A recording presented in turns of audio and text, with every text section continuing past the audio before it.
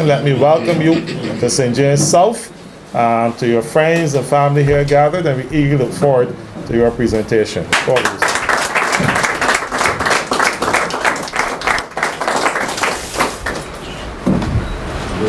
Thank you very much, Minister Innes, and Member of Parliament for the constituency of St. James South, Mr. Chairman, members of the Committee of Management of St. James South, members of the St. James South constituency, visiting friends, ladies and gentlemen. Let me begin by saying how especially pleased I am and how honored I feel to be here this evening to share a few thoughts with you. Now, this visit was long overdue. We've been trying to set it up, but circumstances usually beyond my control stood in the way of our realizing this moment. But I'm very pleased to be here this evening, of course, to share the head table with my colleague and friend of many years, Minister Freundel Stuart, who has been responsible between 2008 November and 2013 for the Ministry of Health, where he left his imprint, a positive imprint, and who is now steering Barbados' fortunes in the international business and financial services sector, along, of course, with the area of industry and also commerce and small business. So I'm pleased to be here this evening, of course, at a time when the Democratic Labbour Party is celebrating its 60th year as a political party in this country, 27th of April 1955. This great organization was formed against the background of the existence of a certain level of political backwardness in Barbados. And some bright and thoughtful young men stepped forward to change Barbados' direction, and they have changed it once for all. And by 1976, it was routine to hear in Barbados that the Democratic Labbour Party had transformed Barbados from being a village into a nation.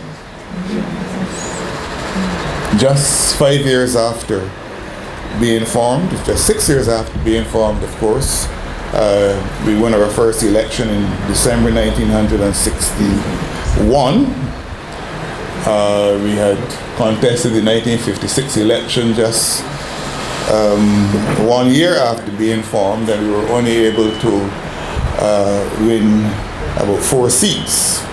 And in that election, of course, you'll recall that Mr. Barrow, who was the leader of the organization, lost his seat in St. George, to the shock and to the surprise and to the trauma of the party.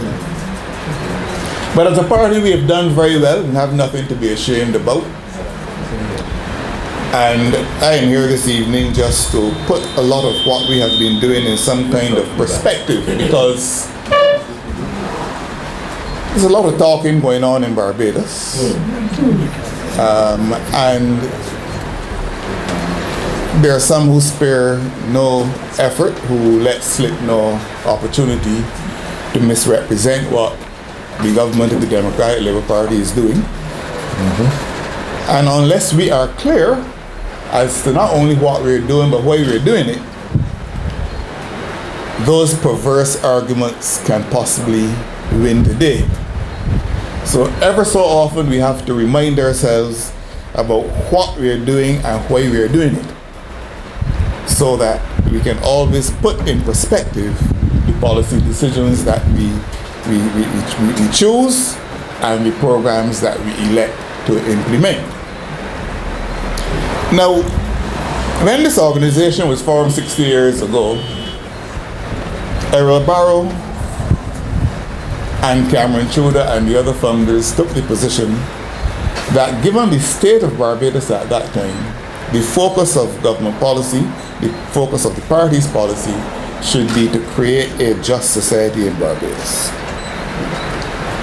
So for a good part of the party's history, we were hearing about the creation of a just society. It was not only here in Barbados that we were hearing about a just society, of course. In other parts of the Caribbean, the need to create a just society was being emphasized. And even as recently as the 1960s, the then Prime Minister, 1970s, the then Prime Minister of Canada, Pierre Trudeau, was talking about a just society in Canada. But here in Barbados, we had to talk about a just society because, quite frankly, the society was unjust. At the social level, for the most part, primary education was the highest expectation of the vast majority of people. Secondary education was a privilege. At the economic level, and this is still true today, the numerical majority in Barbados was at the same time the financial, the economic, and the sociological minority. We were the numerical majority, but we were still the financial and economic minority. And at the political level, unless you were age 21, you couldn't vote. And that had only happened in 1951. Before that, your ability to vote depended on how much property you owned and how much income you were earning. And therefore, the owners of property, for the better part of Barbadian history, the owners of property were in a position to vote for the owners of property to protect and to promote the interests only of the owners of property. And the masses of the people were shut out of the political process until 1951, thanks to the efforts of Winter Algernon Crawford, but of course, Granley Adams was the Premier of Barbados at the time when all this was introduced. But Winter Crawford fought for universal adult suffrage in Barbados. And of course, it came to full fruition in 1951.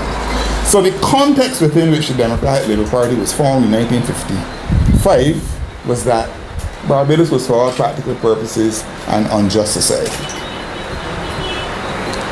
We lost our first election in 1956. We got only 4 seats, but by 1961, we were back there.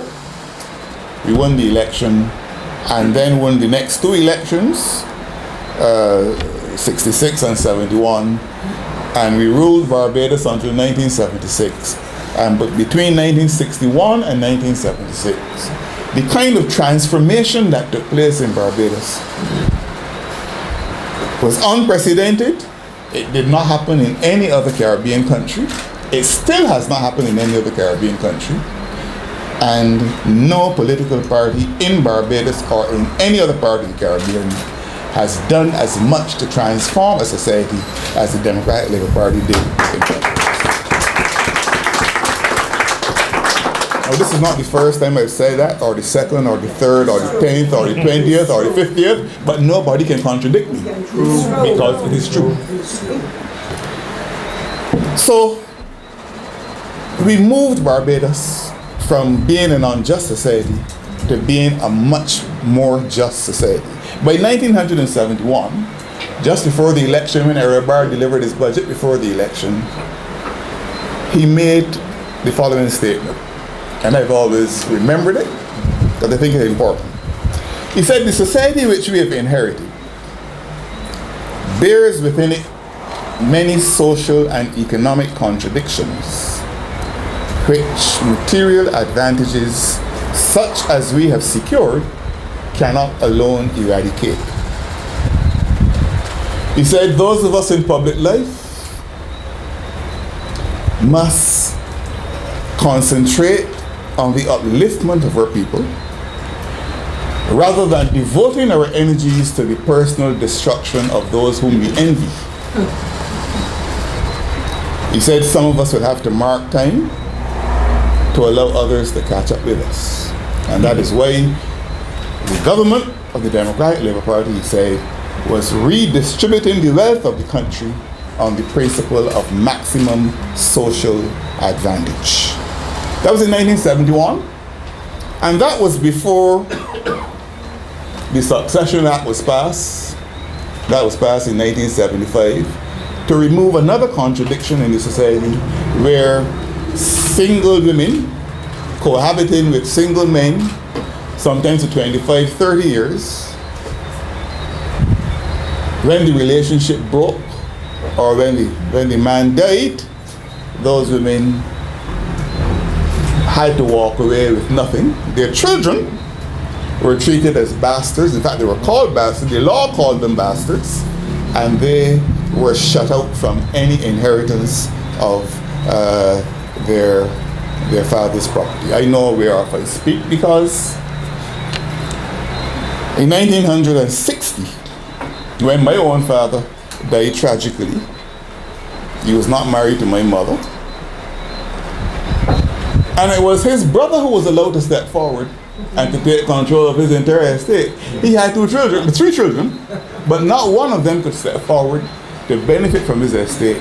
His brother was the person who could step forward, get letters of administration on his estate, and of course, we were all then at the mercy of his brother. The Democratic Labbour Party changed that in 1975. And today, as long as a single woman cohabits with a single man for 5 years or more, that man dies, the law treats her as his wife. And the same rights that a wife who benefited from the pronouncements of the clergy would get, that woman can now get. And the children of that union are treated in the same way as children in marriage. So that was another dimension of removing a social contradiction in the society, because the truth is most of the relationships in the society were common law relationships. So the law was only taking care of a few and ignoring the reality of the vast majority of people in society. And that was not all that we did during that period. Maternity leave for women with pay was non-existent until the Democratic Labbour Party decided enough of that. And today, when we take for granted women going on maternity leave and getting pay, understand that that was not always the case in Barbados. It took the foresight of the Democratic Labbour Party and the compassion of the Democratic Labbour Party to deal with that. I could go on to deal with all the things that happened before 1976, but that story is too well known to detain us here. I want to get into the present as quickly as possible. We lost office in 1976, and between 1976 and 1986, the Barbados Labour Party was in office. We came back in 1986.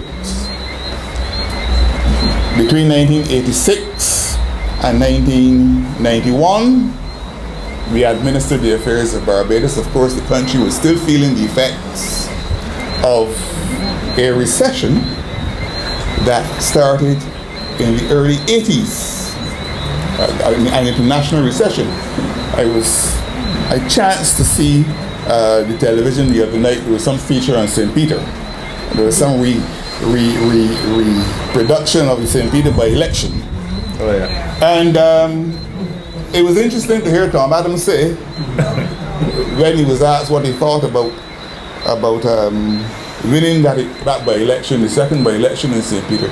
It was interesting to hear him say that when a government can win an election during as acute a recession as the country was then going through, it is something to give the government a lift. So there were recessionary conditions during that period, and we came right into them and had to carry them through until a much more serious recession happened in the early 1990s. Now, The first recession, the first major recession the Democratic Labbour Party experienced, of course, was in 1973 when we had the first oil crisis. Arab-Israeli war, the Yom Kippur War, led to that first recession. The second recession, 1979-80, was when the Islamic Revolution took place in Iran. And Iran, because it was a large oil producer, withdrew 10 million barrels of oil per day from the market. With the result, oil prices went in that direction, led to recession in the United States of America, United Kingdom, and Canada, our principal trading partners, and we began to feel the effects down here, and that continued for some substantial period of time.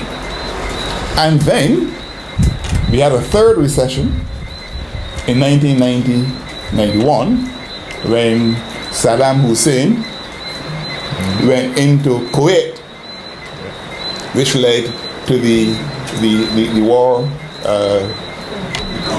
the Gulf War, and that again affected oil prices, and they went north again, of course, affecting our main trading partners, the United States, the United Kingdom, and Canada, with consequential impact here in Barbados. So those three recessions were oil-based recessions, but then, in the last quarter of 2007, another kind of recession happened, another kind of earthquake hit the international economy. This was a financial crisis from which, let me say, the world is still trying to recover today. Mm-hmm. All those people you hear around here, these experts who say, oh, the recession is over ever since. President Obama was only able to stand up in the United States in January of this year, 2015, and to announce during his State of the Union address that the recession is at last over in the United States. That's the most powerful country and the richest country in the world. And only in January this year was the president of that country able to stand up and say that. Of course, he said it in his State of the Union address, and by the following day, there were commentators asking where he lived. As far as they were concerned, their everyday reality didn't suggest that any recession was over. So, but the effects of that recession are still being felt. But understand this. Last quarter of 2007, this thing happens, and the Democratic Labbour Party comes into office on the 15th of January 2008. So we came into government in recessionary conditions. Mr. Thompson was Prime Minister, and all of us were in the cabinet. And from day one, as a government, we had to be making very challenging choices. When Minister Innes went to the Ministry of Health in November 2008, he had to look for many years at a drug service which, if he had allowed it to stay where it was, there would be no drug service today. The QEH, which had been always in the news for the wrong reasons, he had to take that by the scruff of its neck and bring some order there. Of course, he was not the most popular person in the world for doing it. But that is what leadership is about. Making difficult choices in spite of the fact that you know that you're going to attract criticism and in some cases unpopularity. Great politicians have to take the long view. Not what will give you headlines tomorrow and the applause of the crowd, but what will lay solid foundations for the development of your country for the future. And that is what he did at the Ministry of Health, and he's entitled to our congratulations.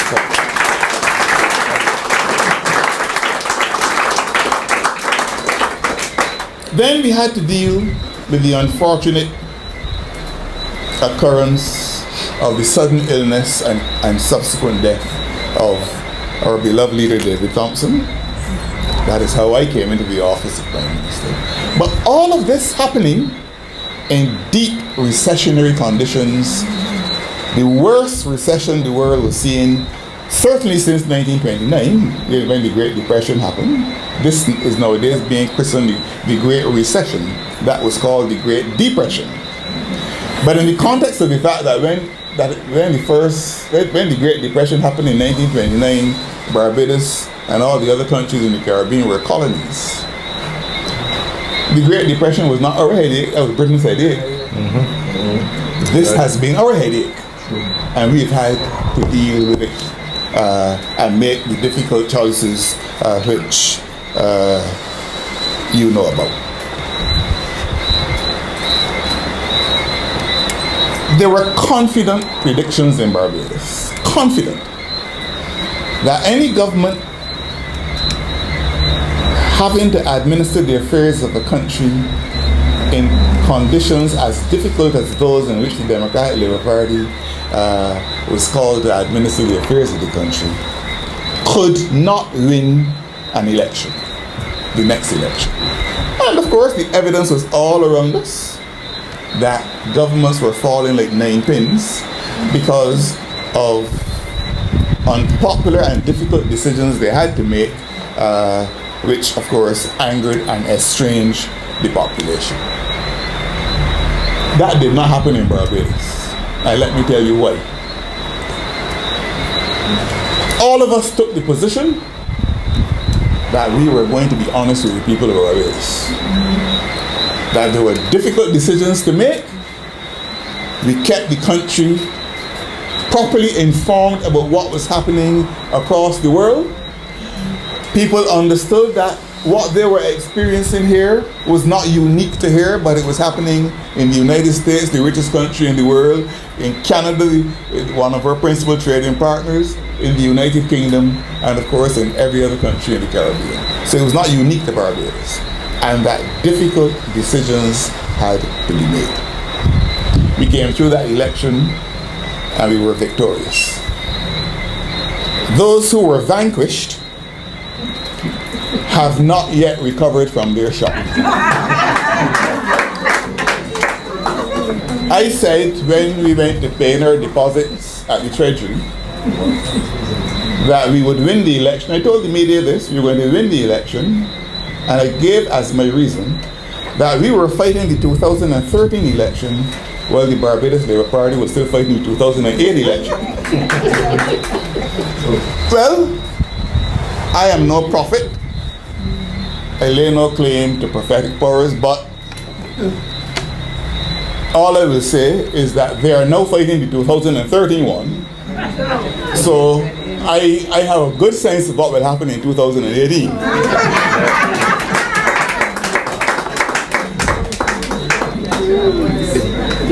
But when we went to the people in 2013, we couldn't go without giving the people some sense of what kind of future we wanted for them.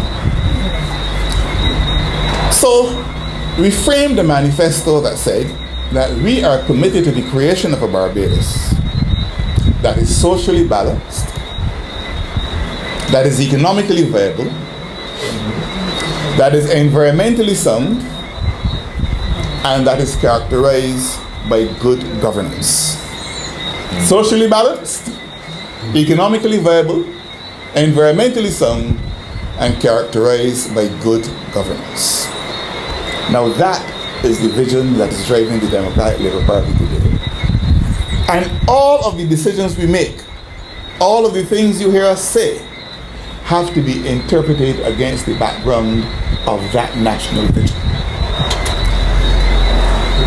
Socially balanced.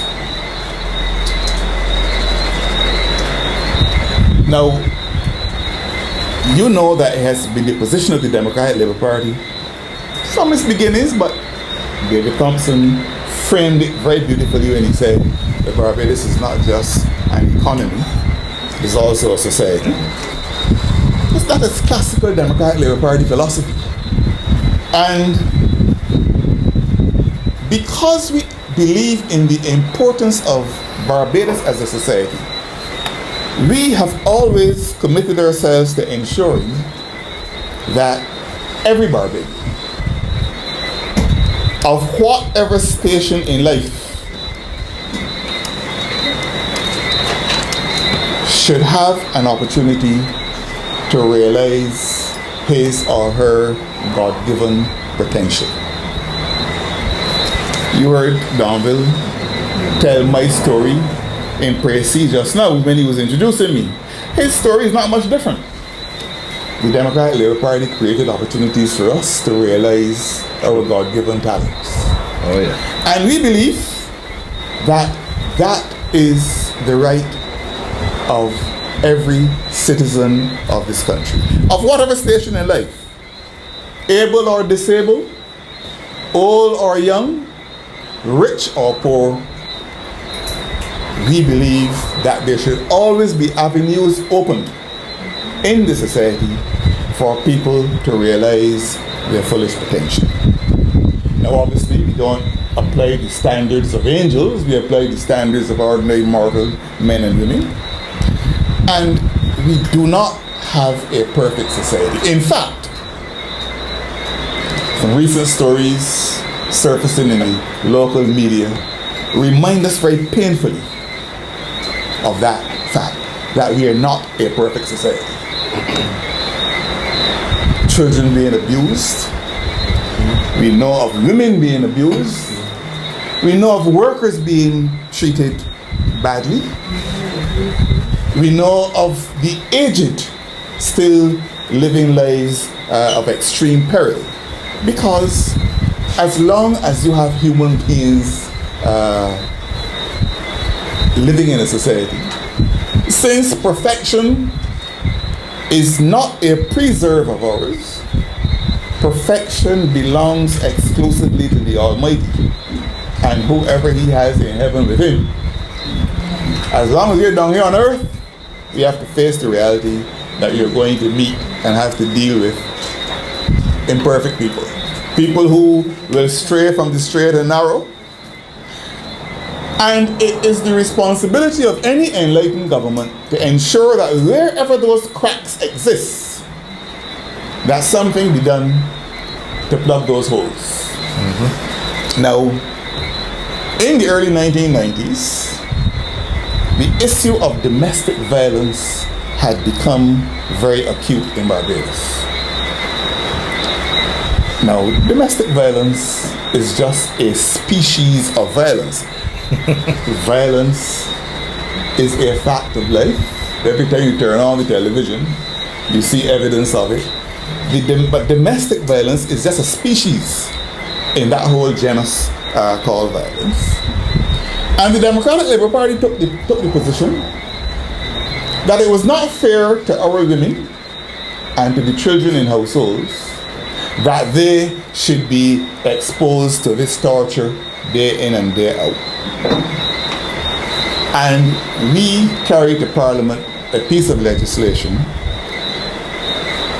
That piece of legislation has not cured domestic violence because, as I said, we have to apply the standards of mortals, not the standards of angels.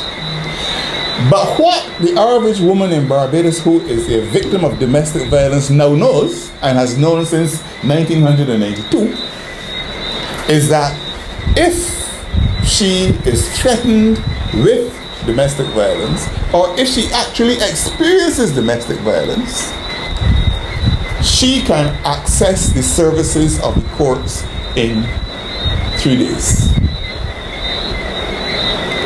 Ordinarily, she would have to wait months before she got a magistrate or judge to listen to her. We created a law that made it possible for her to access the services of a magistrate in 3 days, and we gave the magistrate very wide powers to deal with miscreant or delinquent or offending spouses who were the perpetrators of these acts of violence in the household, making the household a hell, really, and making it very difficult to rear children comfortably and so on. Now, of course, I say this well understanding that since then, some of our realities have changed, and it is not only women who are victims of domestic violence nowadays, but men are too. And it just happens that the pride that overtakes men does not allow them to go to court and say, my woman beat me last night. But if they wanted to access the court for domestic, because they thought that an act of domestic violence had been committed against them, the law is there to protect them as well. I am concerned, and on Thursday, Minister McLean is here, Minister Innes is here. On Thursday, we had a long discussion on this issue at Cabinet, this issue of child abuse. And it is my view, and of course, we're going to talk this through. We don't make policy on the spot. We talk these things through and come to enlightened conclusions and enlightened ways forward. But if a government can create a means by which abused women can access the services of a magistrate in 3 days, how much greater is the responsibility of any enlightened government to ensure that abused children should be able to access some kind of intervention in as short a time as possible. And the government is going to confront that issue head on.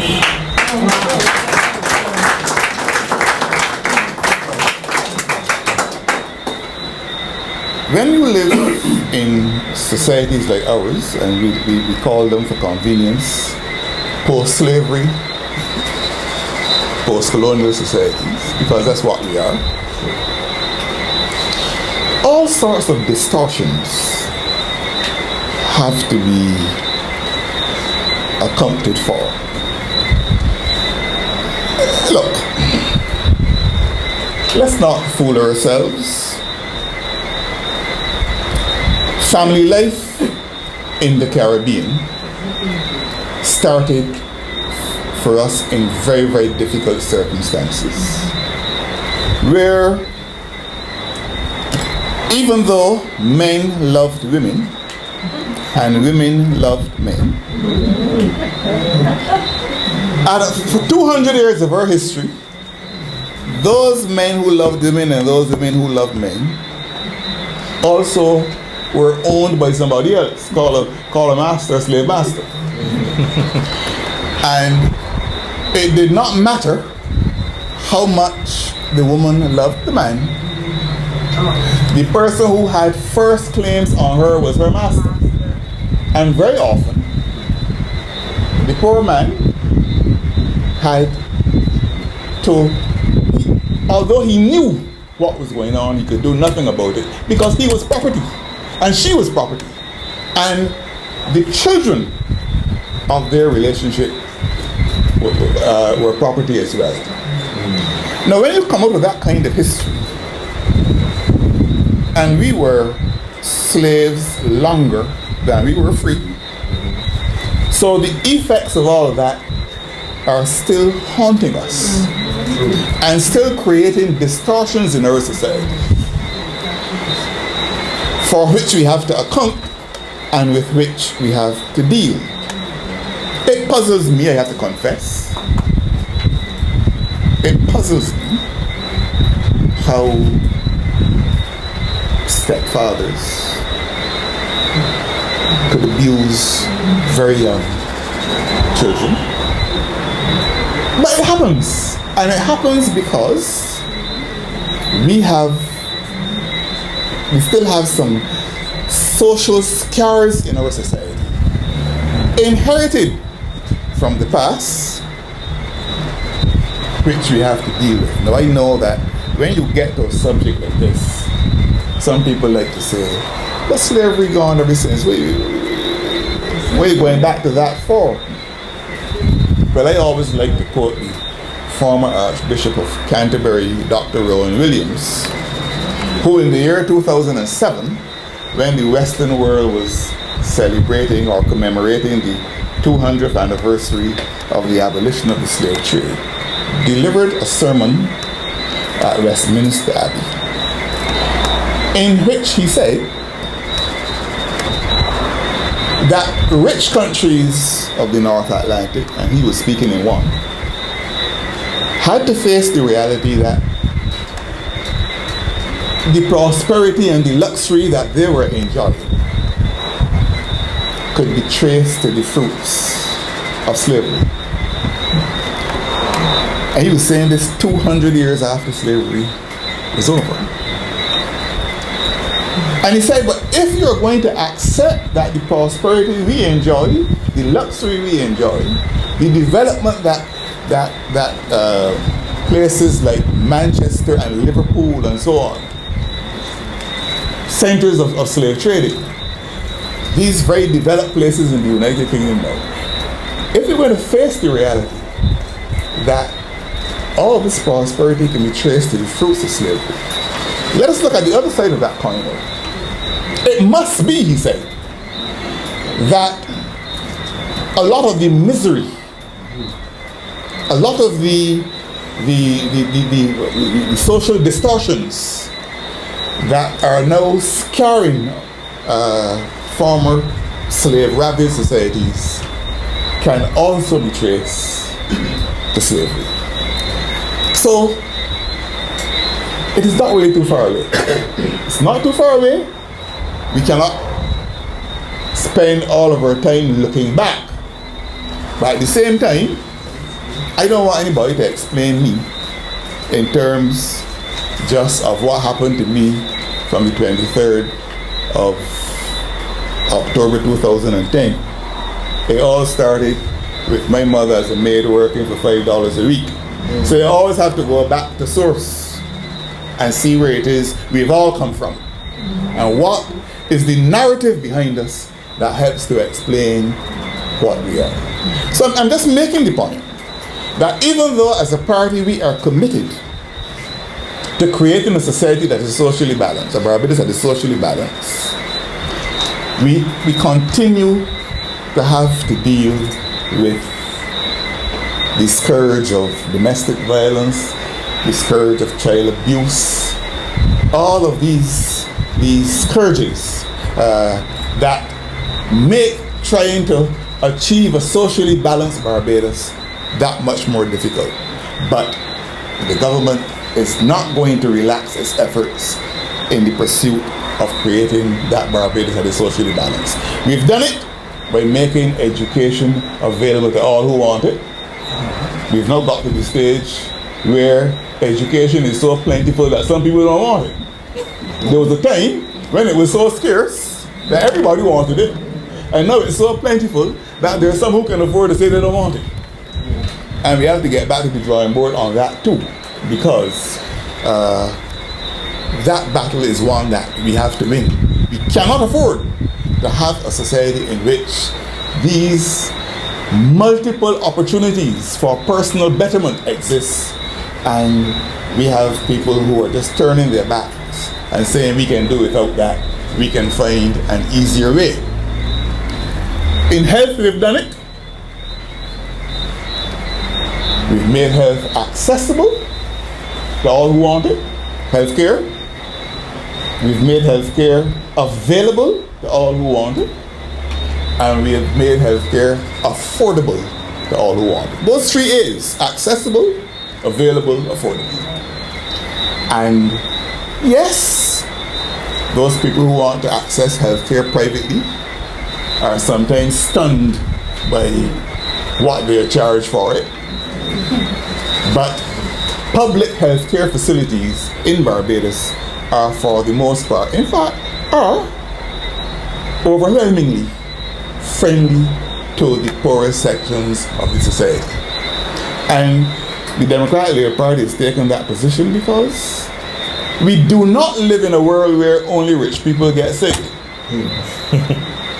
If only rich people used to get sick, you could afford to put healthcare costs as high as you like. Poor people get sick too. And you have to ensure that when they want to access healthcare, that they can get it. We have a social safety net in place. We created a national insurance scheme. The Democratic Labbour Party again, 1967, the year after independence. We put the national insurance scheme in place, and today people can access national insurance. Pensions are paid through national insurance. People get invalidity benefits, disability benefits when they suffer injuries at work. People get severance pay. They get unemployment benefits because we have a social security scheme second to none in the entire Caribbean. So our commitment to creating a socially balanced Barbados is very much on track. Now let me just, before we move off the socially balanced thing, let me say this. It is easy to take all this for granted and to say, well, you know, talk about something else. But just imagine what Barbados was like when we didn't have these things. And you begin to appreciate the importance of what happened in Barbados as a result of the foresight of the Democratic Labbour Party. Just ask yourself where Barbados would have been if there were no Supreme Memorial School, which the Democratic Labbour Party built in 1963.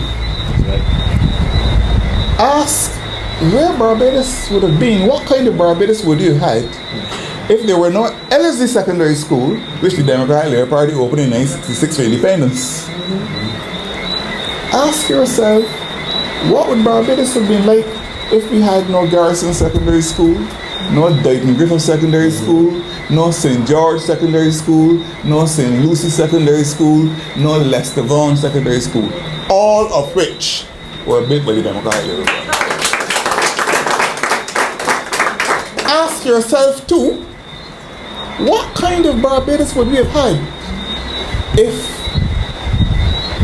the community college had not been fought for and built under the Democratic Labbour Party, thanks to the persistence not only of Errol Barrow, but of Erskine Sandiford as well. Ask yourself, where would our young people be going if there were nothing called the Samuel Jackman Prescott Polytechnic, another creation of the Democratic Labbour Party? That's right. And ask yourself too, what or who would have been feeding our tourist industry if we did not have a Barbados Hospitality Institute? Again, a creation of the Democratic Labbour Party. So let us not take these things for granted. Battles had to be fought in order for these things to be created. When I arrived, Minister McLean was talking about independence, the 50th anniversary celebrations for independence. We did not have to fight the British for independence, you know. We did not have to fight them. Errol Barrow went up there in 1966 and told the minister who was presiding over those deliberations, Mr. Freundel, who was Minister for Overseas Development, Colonies, and so on. And Errol Barrow made it very clear to him, look, I have not come up here to ask you for any independence. I have come to fix the debt. But you know where the battle was fought? Here in Barbados. That's right. There were people here who did not feel that we could do it, who had no confidence in the people to manage their own affairs and to preside over their own destiny. They said it was going to be too expensive. We better get some people to come along with us so that we don't fall. All sorts of things were said here in Barbados. They had a group called the Under 40s who ran around here saying, wait, it couldn't happen. And there was a group of very simple men and women called the underprivileged who were saying why it could happen. So the under 40 were saying why it couldn't happen, and the underprivileged were saying why it could happen. And we got our independence, and today Barbados is one of the most highly respected nations in the world.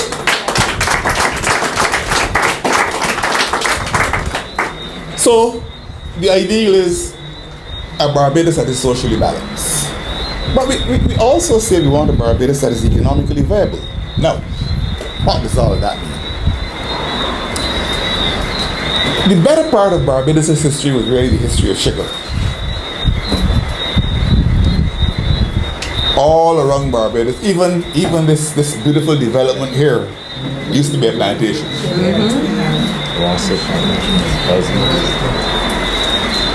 I always remind people that the village in which I grew up, Donville mentioned Marchfield, the village in which I grew up. When I got up on mornings as a teenager, youngster, and I looked to the east, I saw Grove Plantation. When I looked to the south, I saw Oldbury Plantation. When I looked to the southwest, I saw Foursquare Plantation. When I looked to the west, I saw Charrington Plantation and Hampton Plantation. When I looked to the northwest, I saw Sunbury Plantation where my mother worked as a maid. And then when I looked to the north, I saw Harrow Plantation. The village in which I grew up was encircled by plantations because the history of Barbados was the history of sugar. There were a number of sugar factories. One was just a stone's throw from where Minister Ennis grew up, Thrill's factory. But we had Foursquare Factory, Oldbury Factory, Carrington Factory, Harrow Factory, all there in St. Philip. Today there's not one sugar factory in St. Philip. Not one. In fact, there are only about 2 in Barbados overall. And will soon only be 1. But that tells you how Barbados has changed. And people's aspirations for employment. I remember the boys in the village looking forward to the crop season because that's when they were certain they could get steady employment for a specified period. And it's interesting that you either talked about the crop season or the hard time. Because once the crop wasn't in, most people had a rough time unless you were an artisan who could get a job as a carpenter or a mason or something like that. You were out there scrunting. So you worked in the crop and you saved, and your husband did those resources very, very carefully until the next crop season came around. All that has changed. Sugar no longer plays the role it played in those days. Agriculture is now more about non-sugar agriculture. Vegetable production, animal husbandry and so on. Crops, different kind of thing altogether, not sugar. But agriculture still does not contribute nearly as much as we want it to, but we are working towards it, and Minister Essex is committed to it. Agriculture does not contribute nearly as much as we want it to the gross domestic product of Barbados. That is, by gross domestic product, I mean the aggregate value of goods and services produced in the society. Instead of agriculture, and of course, most of you here remember when we had a fairly respectable manufacturing sector as well, where we produce garments, and produce furniture, names like Gary Husbands, now Mohammed Nasser, big names like Basil Forbes, names like Trevor Clark, names like Frank De Silva. All these were involved in the manufacturing sector. And there were many others. I just called in some names that came to me randomly. Our manufacturing sector is not nearly as robust as it used to be in days of yore. But we have a very committed group of manufacturers in Barbados. I mean, Minister Innes works very closely with them, and we are trying to nurse our manufacturing sector back to some state of respectability and viability. What we have instead, though, is an economy now led by tourism, and tourism being our largest foreign exchange earner, and Barbados needs foreign exchange very badly, every day. And we need foreign exchange because the things we consume, we don't produce. And the things we produce, we don't consume either. And we have to deal with that imbalance. So because producers overseas have won the battle for our tastes, and in some cases for our palates, we need foreign exchange to import the things that we need into Barbados. And tourism, the tourist industry, is our largest foreign exchange earner in the economy. It leads the economy in terms of foreign exchange, and of course, large numbers of jobs are created directly and indirectly as a result of the vibrant tourist industry we have cultivated here in Barbados. Now, you know, tourism can be a fickle industry. The other day when the threat of Ebola was haunting the world, all it needed was 2 or so cases announced in this region, not even here in Barbados, in this region. Possible cases. Not even actual cases, possible cases.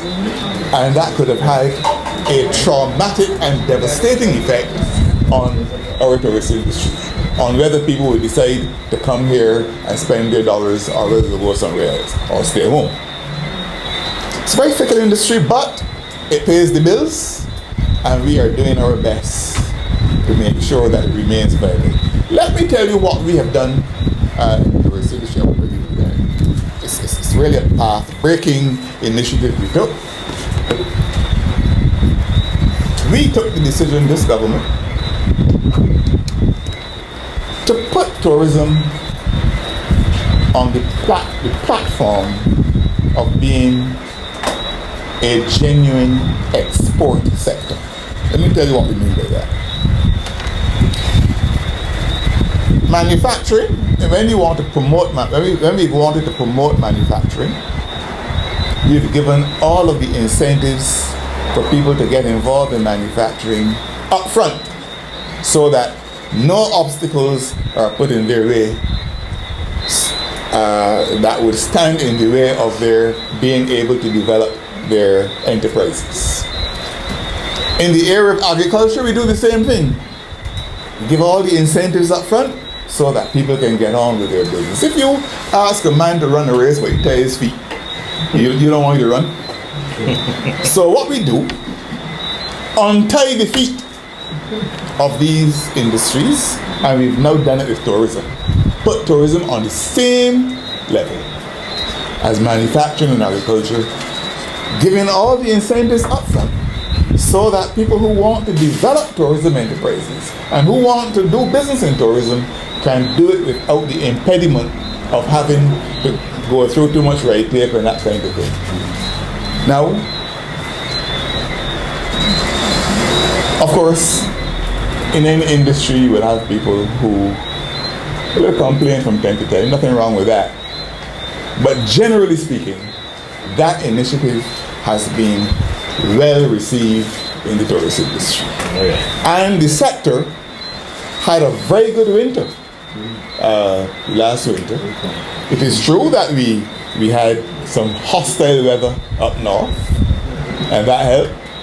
And I have no tears to shed if it is hostile next year again. But, you know, the industry has been doing well. and we are committed to ensuring that it continues to do well by taking all the initiatives we need to take to make sure that those persons involved in the industry have the best chance of achieving the success they want as tourism entrepreneurs. The next sector that earns a lot of foreign exchange for us is the one for which your Member of Parliament is responsible, the international business and financial services sector. Now, let me just explain that this sector has been facing stubborn challenges over a long number of years, and there's a reason why it is facing these challenges. Those challenges have nothing to do with who is Minister of International Business in Barbados. Those challenges have to do with the nature of the sector itself. Let me explain to you what I mean. A man who lives in the United States of America or Canada or the United Kingdom, who has some money, he wants to get into business, he wants to do business of some kind, he will look around him and he will look at all of those factors that he regards as enabling factors, those things that favor him. And he will also look at those factors that he considers to be disabling factors, those factors that don't favor him.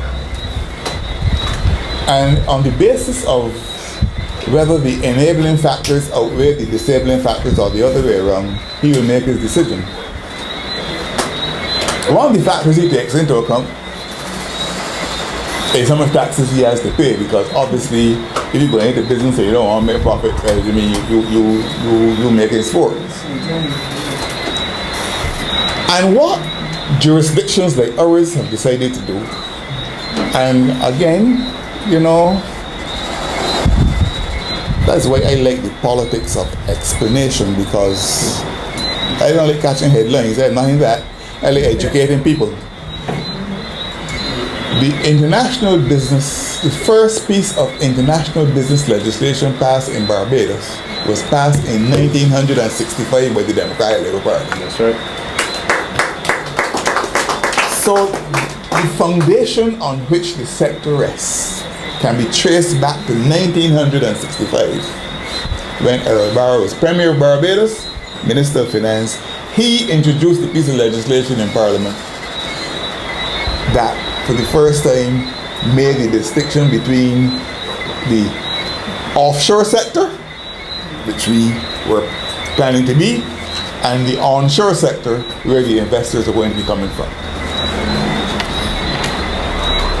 We decided to create an environment here in Barbados, a low tax environment, so that people who want to do business and do their business profitably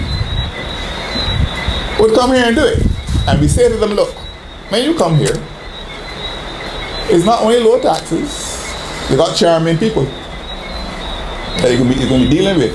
We have a highly educated workforce here in Barbados. The most highly educated workforce you can find perhaps anywhere in the third world. We have a very good telecommunication system. It's reliable. I must confess that over the last few days, I've had to rethink that view. But my discussions with the people involved have satisfied me that this is just a moment in time, and we must not mistake a moment in time for eternity. But I must tell you that it's very irritating. Very, very irritating. And I know that Minister made a public comment about it, because the truth is, we're not accustomed to this. But all transitions are difficult, and this is a transition, so let us wait and see how it works, but we wish them well.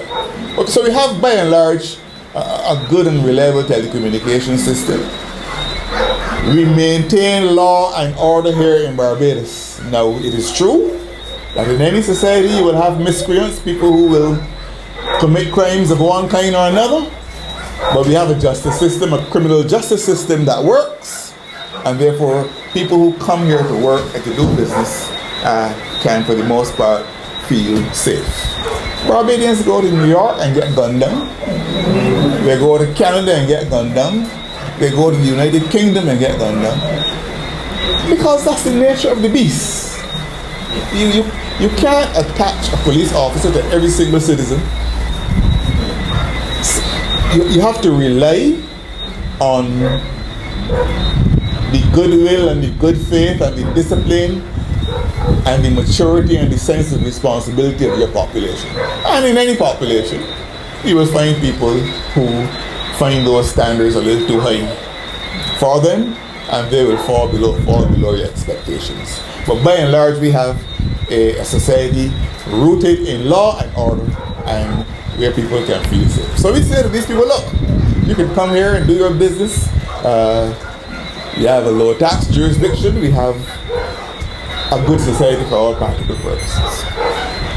So they come here and they pay their taxes, they employ our people, our highly skilled accountants and lawyers and others, secretaries and so on, and they do their business here. We are called the offshore jurisdictions. The jurisdictions from which the investors come are called the onshore jurisdictions. And the onshore people, and President Obama fought the last election on this point, bringing American businesses back home. A Canadian election campaign is going on now. And a lot of the talk is about people avoiding paying taxes in Canada and paying them in offshore jurisdictions like ours. And when the Prime Minister of the United Kingdom chaired the last G8 meeting that was held in the United Kingdom in somewhere in Ireland or Scotland, agenda item number 1 was how to deal with British investors abroad who were, rather than paying taxes in Britain, paying them in countries like Barbados and other offshore jurisdictions. That's the challenge that Minister Innes faces. That the jobs created by the sector here, the tax revenue that we earn here, is under daily challenge by those countries from which the investors come. And we get labeled with all sorts of, they call us by all sorts of names. The most popular one, of course, is a tax haven, which is supposed to be a term of abuse, and which is supposed to awaken all kinds of doubts and suspicions about how you do business in your country. And we have to be constantly saying we are not a tax haven, we're not a place where people hide money, we're not a place where people launder money. We're just a low tax jurisdiction which is very clean and well regulated. Some time ago I read an article, I still have it at home, where because these islands are very tropical and sunny places, one brilliant writer said, talking about the offshore sector, that these islands are sunny places for shady people. So we fight those battles all the time. And only last week, Washington, in Washington, another battle to fight. But the sector is very important to us and we are sticking with it. We are doing all that we can to make sure that the benefits that the sector can yield are yielded for Barbados, because the sector has served us well ever since it was established. Not easy, because the onshore jurisdictions want the taxes paid at them. And the offshore jurisdictions want the taxes paid at them as well. And that's where the battle is. And I really want to place on record my own gratitude and my own congratulations to Minister Innes for the stick-to-itiveness, the tenacity with which he's held on to these issues. We're going to be having a very big conference here in October involving that sector. Global Forum. The Global Forum conference here in October. And we've worked our way onto a critical committee that allows us to be on the inside track to help to make sure that perverse decisions are not made that are inimical to our interests as a country. So those are the two sectors that lead us, along with agriculture lagging behind manufacturing and other areas of the GDP. But we want to make Barbados economically viable, and we can only make Barbados economically viable if we work hard at ensuring that these sectors do what they're supposed to do, earn what they're supposed to earn, that we consume more of what we produce. We have to consume more of what we produce. I know the arguments. Oh, the things that are produced here are too expensive. You can get them cheaper when they come from overseas. But the truth is, the things that are produced here create jobs for people here. And make Barbados a safer place, because if those people were not working, they'd be coming to break in your house. So understand that there is a balance between the two, and that we should buy local as far as possible and support our local manufacturers, our local agriculturalists and so on, because when we buy foreign, we are saying that people overseas should be working, but not Barbadians. And that's not what we want to be saying. So we want to make Barbados economically viable. Now, one of the things that we have had to do, and I'm going to wind up very soon, I don't see too many people sleeping yet, so. Look, one of the things we have had to do is to look at our energy sector. We have been, the oil market has been fluctuating for some time. Prices are down now, but we have known in government, since we came in 2008, we have known oil prices to go as high as about $147 per barrel. Yeah. So that money that we should really be spending on housing and education and health, we've had to be spending on importation of oil. And we have to change that. And that's why we're looking at alternative, renewable sources of energy. We have sunshine all year round here in Barbados. I always tell this story of driving across a road in St. Philip one hot Sunday morning, road to carry to Beulah Methodist Church. And I saw a lady, a solitary lady, walking across this road, dressed for church, sun beating down. So I stopped and said, "Ma'am, I've stopped to relieve you. I'm going to offer you a lift. I know you're going to church." And she looked at me with a look of puzzlement on her face, and then she said, "Thank you, sir, but I want to walk." No offense, ma'am. I just want to walk. And let me tell you why. She said, You see this sun here? This heat? I lived in the United States for many years. And when I wanted this, I had to pay for it. I'm getting it free now, so let me enjoy it. We have it year round, and we have been in the solar water heating business since the 1970s.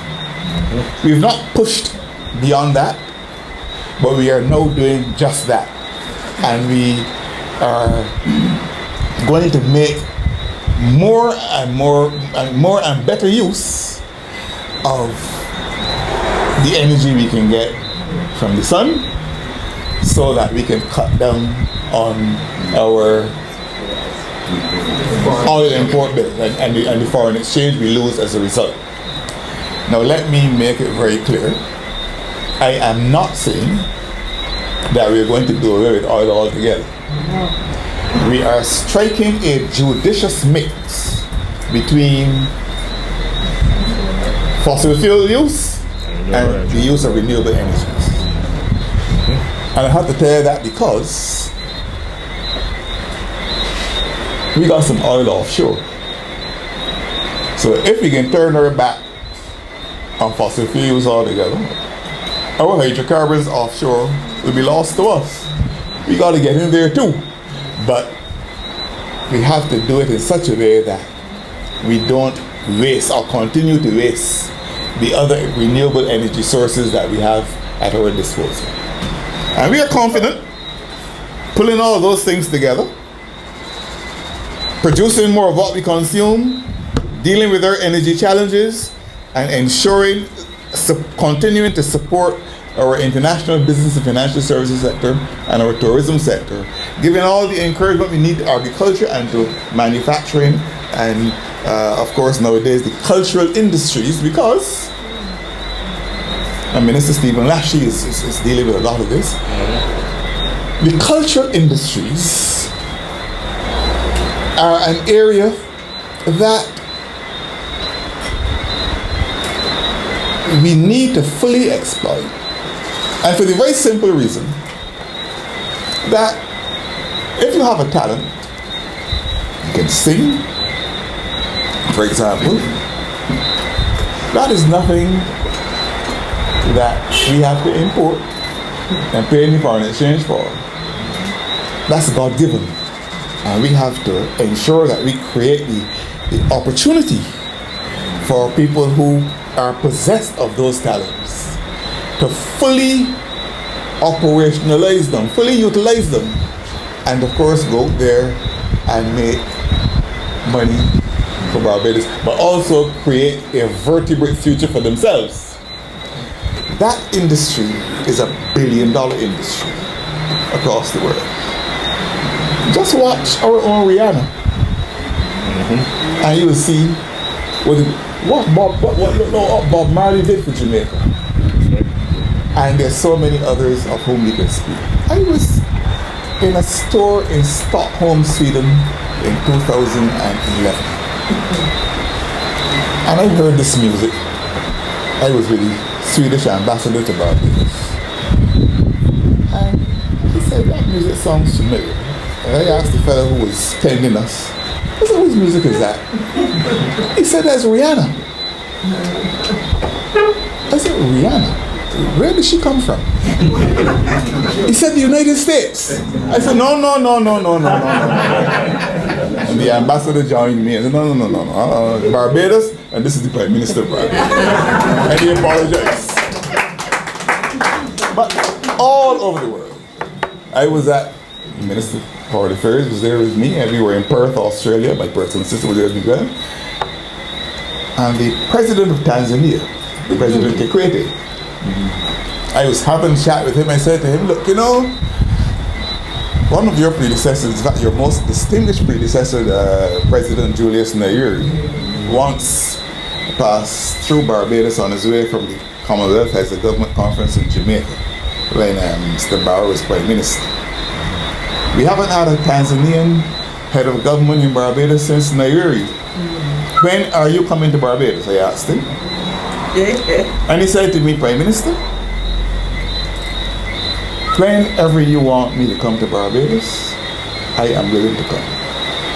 But on one condition, make sure that Rihanna is there.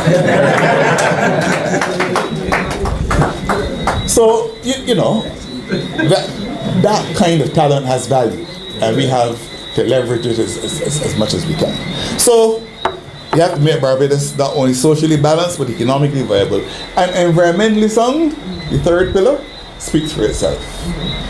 If you have everything else you want, the education you want, the housing you want, the job you want, but you live in a degraded environment, all that will be destroyed, because your health will be destroyed to start with. And Barbados now generates more waste than at any other time in its entire history. Just imagine, in the 1960s, early 1960s, we couldn't generate much waste because there wasn't, life in Barbados was very basic. It was a life of chattel houses and one-door shops around the place, and primary education, because, the full effects of free secondary education had not been felt yet. We couldn't generate the amount of waste. In fact, we did not even know plastic bag. We knew some brown paper. We got from the shop. And newspaper. And newspaper. But because of the sophistication of our lives today, the extent to which our lives have been transformed, the pieces of technology we use, all the very fact that we have become so sophisticated as people means that we generate more waste than we could. I have to make a confession. As you know, my sister died a few months ago. She used to do most of the work around the house and so on. I did not know that you could accumulate garbage as quickly as you really do. This thing is overwhelming.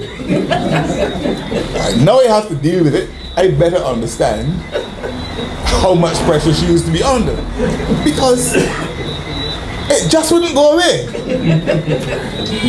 And I suppose I have to exercise some option so that I don't have to deal with it for very much longer.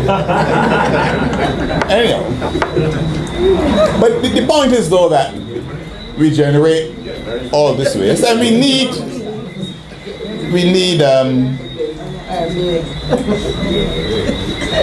you asked about if I'm going to get married?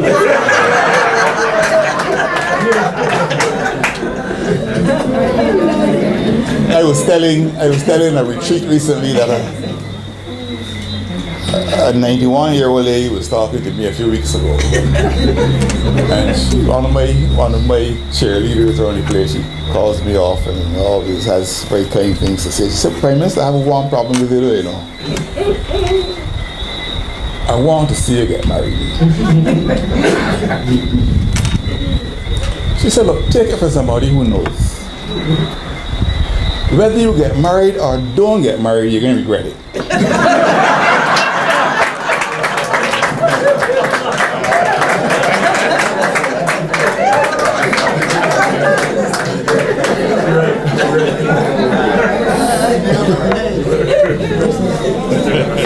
So, but we're making sure that we make Barbados an environmentally sound place. The government has to look at many options for the management of our solid waste challenges and other waste. We have medical waste, industrial waste. We have to look at all the options available to us and come up with the best solution. But what I can assure you is this: any solutions to which we come up, or with which we come up, are not going to be, any decisions we take on these issues are not going to be taken by stealth, are not going to be taken under the cover of night, are not going to be taken in darkness. This is a discussion we have to have with the population, because we have to get the buy-in of the population, since it is the population that has to ensure that the waste situation is properly managed as well. It is for the population's benefit, but the population also has a critical role to play. So, a lot of the incoherent noises that you are hearing on this issue, I speak to you tonight as Prime Minister about this.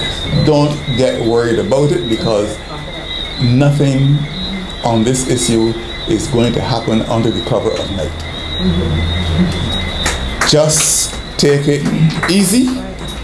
We will engage the population, and we are not going to take any decision that is inimical to the best interests of Barbados.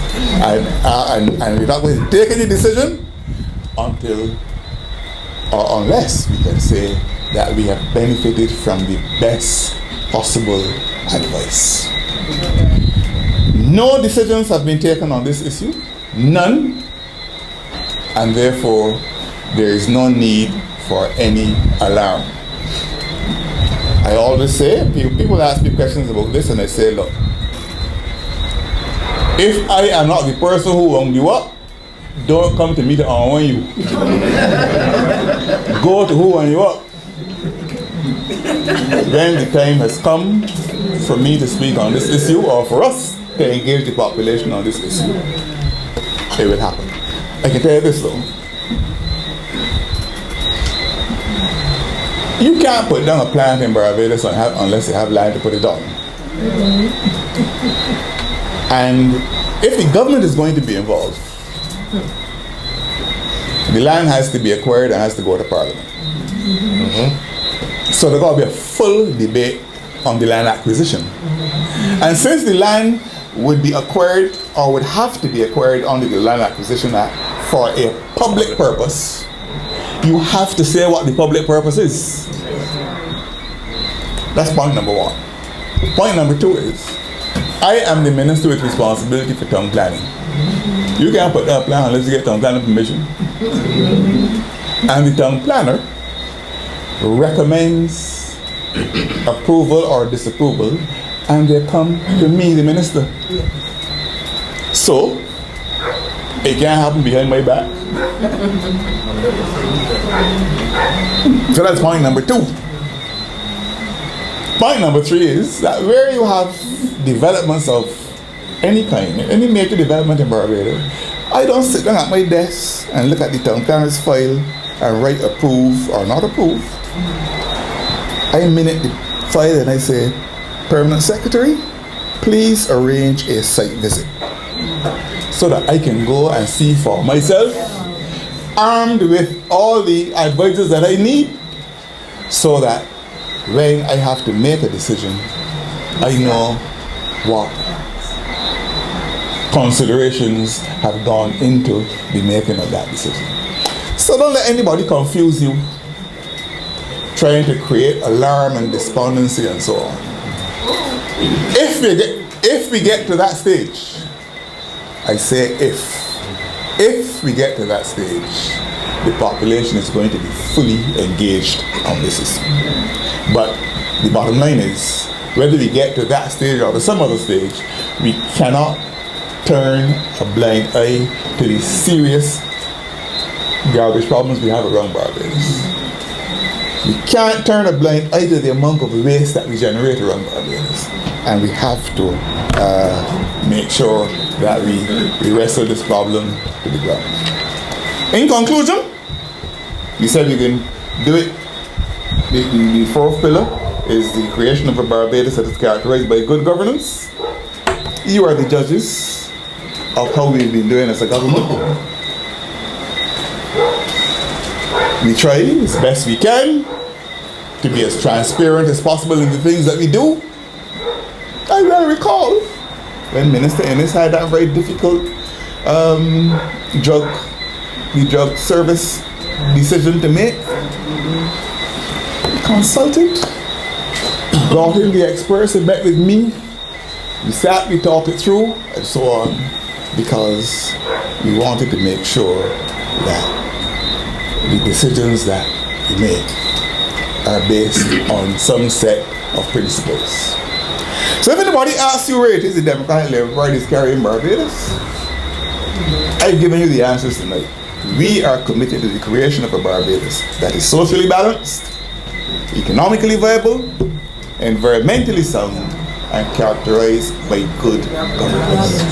That is your Democratic Labbour Party.